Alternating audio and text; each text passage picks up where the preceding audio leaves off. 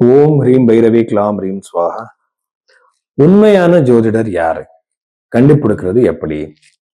பாருங்க, நீங்க ஒரு பர்த் டீடைல்ஸ் கொடுக்கும்போது உங்க ஜாதகம் பார்த்து அவர் பாஸ்ட்ல இந்த டைம் பீரியட்ல இந்த இவெண்ட்ஸ் நடக்கிற சான்சஸ் இருந்திருக்கு அப்படி சொல்லணும். அவர் இந்த டைம் பீரியட்ல இந்த மாதிரிலாம் ஈவெண்ட்ஸ் நடக்கிறதுக்கு சான்சஸ் இருந்திருக்கு.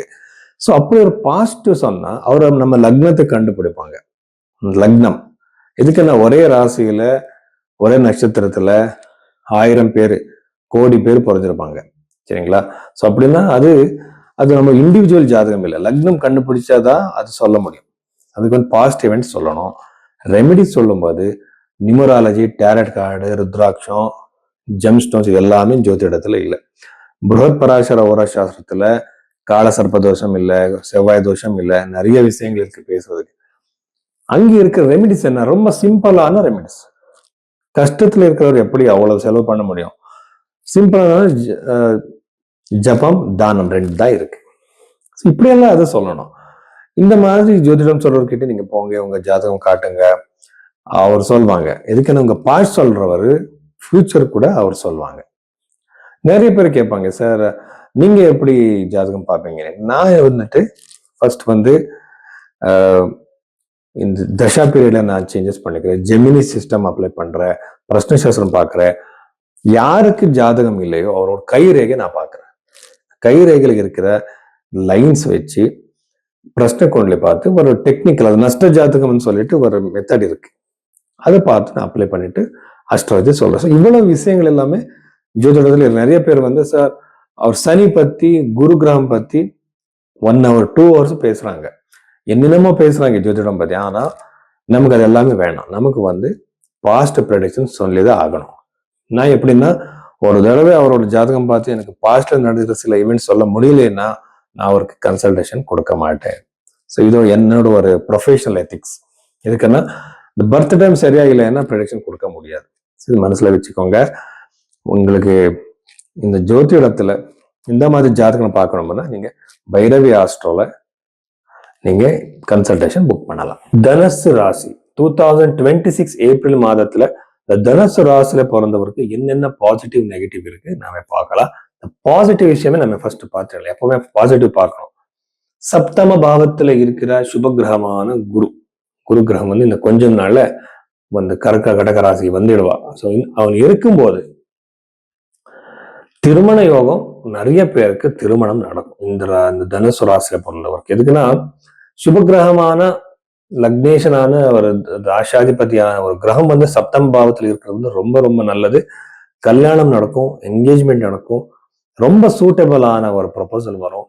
நிறைய பேருக்கு இந்த கோர்ட்ல இருக்கும் இந்த கேசஸ் எல்லாமே, டிவோர்ஸ் கேசஸ், செப்பரேஷன் கேசஸ் எல்லாமே அங்கே செட்டில்மெண்ட் ஆயிடும். அங்க ஒரு திரும்பி கிளம்பி வந்துடலாம், கேஸ் ஒரு ரிட்டர்ன் வாங்கிக்கலாம், காம்ப்ரமைஸ் ஆகலாம். இந்த மாதிரி சான்சஸ் இருக்கு. நிறைய பேர் சார் ஒரு 2-3 years ஆயிடுச்சு சார், நான் இங்க என்னோட ஹஸ்பண்ட் பார்த்து, என்னோட ஒய்ஃப் பார்த்துன்னு சொல்லுவாங்க. இந்த மாதிரி பிரச்சனை இருக்கிறது இந்த டைம் பீரியட்ல, இந்த ஏப்ரல் மாதத்துல தனுசு ராசியில பிறந்தவங்க செட்டில்மெண்ட் சான்சஸ், காம்ப்ரமைசிங் சான்சஸ் அதிகமா இருக்கும்.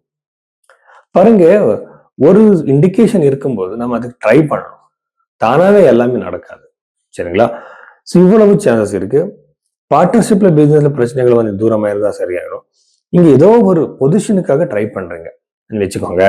இப்ப ஏதோ ஒரு ஃபார்ம்ல கம்பெனியில எங்கேயோ நீ ஒரு பொசிஷனுக்காக ட்ரை பண்ணிருக்கீங்க நிறைய நாள்ல இருந்து. ஆனா இந்த டைம் பீரியட்ல அந்த பொசிஷன் உங்களுக்கு கிடைக்கும். சதுர்த்த பாவம் ரொம்ப நல்லா இருக்கு. ப்ராப்பர்ட்டி பண்ற யோகம் அதிகமாவே இருக்கு. எஸ்பெஷலி விவசாய பூமி, எஸ்டேட்ஸ் மாதிரி இது நீங்க வாங்குற சான்சஸ் அதிகமா இருக்கு.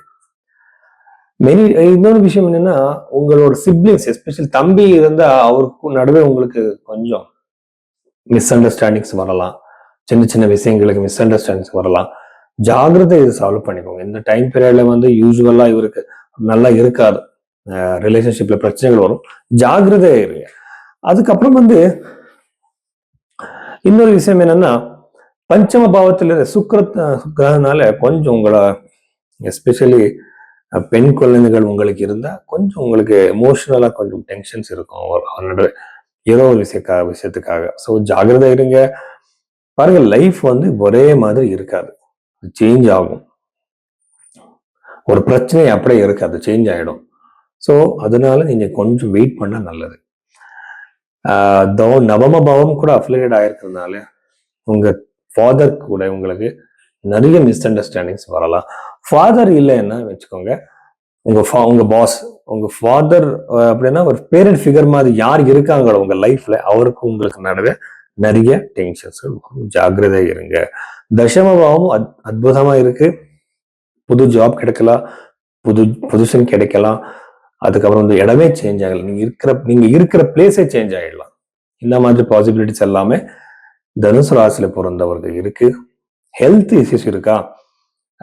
யூஸ்வல் தனுசு ராசியில பிறந்தவருக்கு வந்து ஸ்டமக் ரிலேட்டடு, இந்த கேஸ்ட்ரிக் மாதிரி, இந்த அல்சர் மாதிரி, டயாபெட்டிஸ் மாதிரி சீக்கிரமா வரும். இந்த பிரச்சனையிலிருந்து நீங்க வெளியே வர்றதுக்கு சான்ஸ் அதிகமா இருக்கு. ஆனா நீங்க லைஃப் டிசிப்ளின்ல வச்சுக்கணும். எப்படின்னா, இந்த மாதிரி ஒரு இண்டிகேஷன்ஸ் இருக்கு. இப்ப எனக்கு சுகர் வந்துருச்சுன்னு வச்சுக்கோங்க, நான் லைஃப் ஸ்டைல சேஞ்சஸ் பண்ணிக்கணும், ஃபுட்ல சேஞ்சஸ் பண்ணிக்கணும். சும்மா நான் இங்க கண்ட்ரோல் பண்ணாத மாதிரி நான் இருந்தா அதிகமாயிடும் இல்லையா? ஸோ இந்த மாதிரிலாம் நம்ம யோசிக்கணும். ஸோ ஹெல்த்துக்கு சம்மந்தப்பட்ட எல்லா விஷயத்துல இருந்து நீங்க வெளியே வருவீங்க, பிரச்சனைகள் இருந்து.